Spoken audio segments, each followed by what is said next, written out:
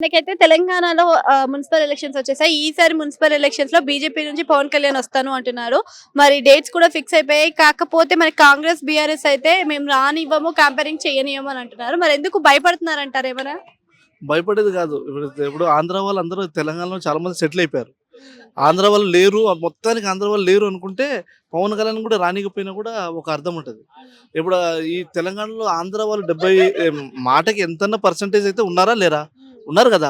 మొత్తానికి ఊడ్చికొట్టుకున్నట్టుగా నాకు వద్దు, ఆంధ్ర వాళ్ళు మొత్తం లేరు, ప్యూర్ తెలంగాణే ఉంది అని చెప్పండి. ఆంధ్ర వాళ్ళు ఇక్కడికి రారు. ఇక్కడి నుంచి అక్కడ తెలంగాణ వాళ్ళకి కూడా కండిషన్స్ ఉంటవి మాటకి.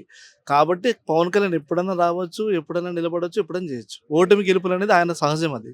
అంటే గతంలో కూడా తెలంగాణ నుంచి పవన్ కళ్యాణ్ పార్టీ, జనసేన పోటీ చేసిందండి. సో, ఇలా పోటీ చేస్తున్నప్పుడు వేరే పార్టీ కోసం కంపేరింగ్ చేస్తే మరి ఈయన పార్టీ రెప్యుటేషన్ ఏమైనా పడిపోయే అవకాశం ఉందంటారా? జనసేన అనేది ఇప్పుడు బీఆర్ఎస్ పార్టీ ఇంతకుముందు టీఆర్ఎస్ ఉండే.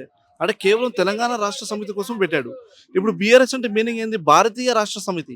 అంటే భారతదేశానికి.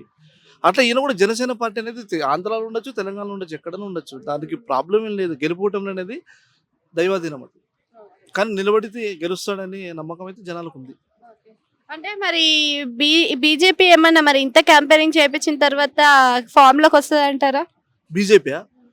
ఏమో పవన్ కళ్యాణ్ బీజేపీ తరపు నుంచి మాట ఇచ్చాడో లేదో మనకైతే తెలీదు గానీ, పవన్ కళ్యాణ్ నిలబడేది బీజేపీ తరపు నుంచి అయితే మేము అనుకోవట్లేదు. ఎందుకంటే వాళ్ళు ఫోర్స్ చేయొచ్చు. వాళ్ళ అభిమానం కోసం మాట్లాడొచ్చేమో గానీ, పవన్ కళ్యాణ్ మాత్రం నాకు తెలిసి మాత్రం బీజేపీకి రాడనుకుంటున్నాను నేను. అంటే ఓన్ పార్టీ కూడా ఉంది కదా సార్ మరి. సొంత పార్టీ ఉంది కాబట్టి, అది కాక ఆల్రెడీ కుమ్మక్కయ్యాడు. కూటమిలో ఉన్నాడు కాబట్టి, నాకు తెలిసి నా ఉద్దేశం ప్రకారం అయితే బీజేపీకి రావడానికి ఛాన్సెస్ తక్కువున్నాయి.